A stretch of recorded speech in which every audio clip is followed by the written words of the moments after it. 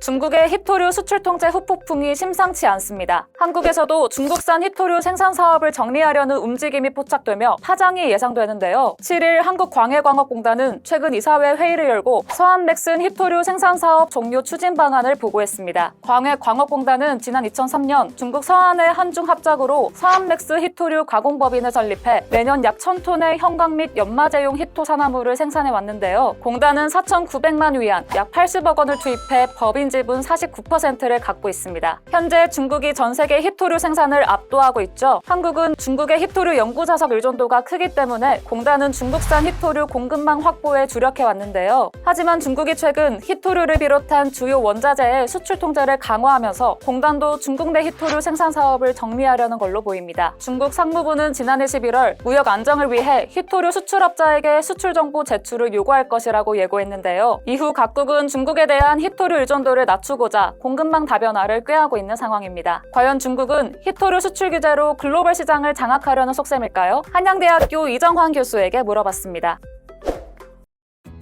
히토류는 신재생 에너지의 사용, 그리고 디지털 전원의 핵심적인 자원이라고 할 수 있겠습니다. 학술적으로는 원소기호 57번부터 71번까지 15개하고 21번, 39번을 더해가지고 17개의 원소를 이야기하긴 하나 이보다 보통 많은 30여 개의 물질 총칭을 하고요. 첨단 산업의 비타민으로 불린다라고 이야기합니다. 일부 첨단 전기 자체가 이런 히토류 없이 생산이 불가능하기 때문에 제조가 불가능하다라고 보시면 될 것 같습니다. 전기차 엔진, 배터리, 스마트폰, 전투기, 잠수함, 태양광 셀, 풍력 터빈 모두 다 들어간다라고 보시면 될 것 같습니다. 중국에서 굉장히 많이 생산되고 있고요. 세계 매장량에는 한 40%지만 공급량은 한 70% 이상, 소비도 굉장히 많이 하는 구조라고 보시면 될 것 같고요. 아무래도 이것은 생산성 문제하고 환경오염 문제, 히토류란 것은 추출해내는 것, 재련해내는 것이 중요한데 이 환경오염 문제 때문에 중국이 공급망을 가지고 있다라고 보시면 될 것 같습니다. 최근에 미중 갈등이 본격화되면서 미국이 이제 중국에 대한 제재가 굉장히 많이 논의되고 있죠. 반도체법이라든지 이런 것들 통해서 첨단 반도체 기술을 이양하지 않겠다 이런 이야기들을 많이 하고 있는데 중국 역시 이제 준비를 하고 있긴 했다라고 보시면 될 것 같습니다. 최근에 석유화학 같은 것들을 전체 다 이제 자국 내 생산하기로 했다라는 등 산업 전 분야에 대해서 자국 내 생산을 굉장히 강화하고 있고요. 세계 경제 위협이 될 수 있고 자기네 공급망 중심이 될 수 있기 때문에 히토류에 대한 규제 정책 같은 방안은 이미 나와 있다라고 많이들 평가를 하고 있습니다. 그럼에도 불구하고 이런 히토류 규제를 본격적으로 안 쓰는 것은 세계 경제에 미칠 파장이 너무나 심할 수 있고 미중 갈등 관계가 보다 심각해질 수 있다라는 점을 둘 수 있겠고요. 거의 2010년대 초반부터 이런 정책들이 많이 완성되고 있었다. 국제경제 관련 보고서들은 조금 있는 것 같습니다. 이미 이제 흔히 말하는 공급망 내 무기화할 수 있는 자원에 대해서 규제 제도할 수 있는 기반은 마련해놨는데 이것을 함부로 썼다가는 무역 갈등이라든지 패권 갈등 이런 것들이 본격화될 수가 있으니까 쓰지 않고 있는 상황이다라고 보시면 될 것 같습니다. 공급망 내 중요성이 너무나 크기 때문에 이걸 썼을 때의 문제점들 결국은 본격화될지 말지는 정치적인 결정이고 이 방안은 이미 충분히 돼 있다라고 아마 인지하시면 될 것 같습니다.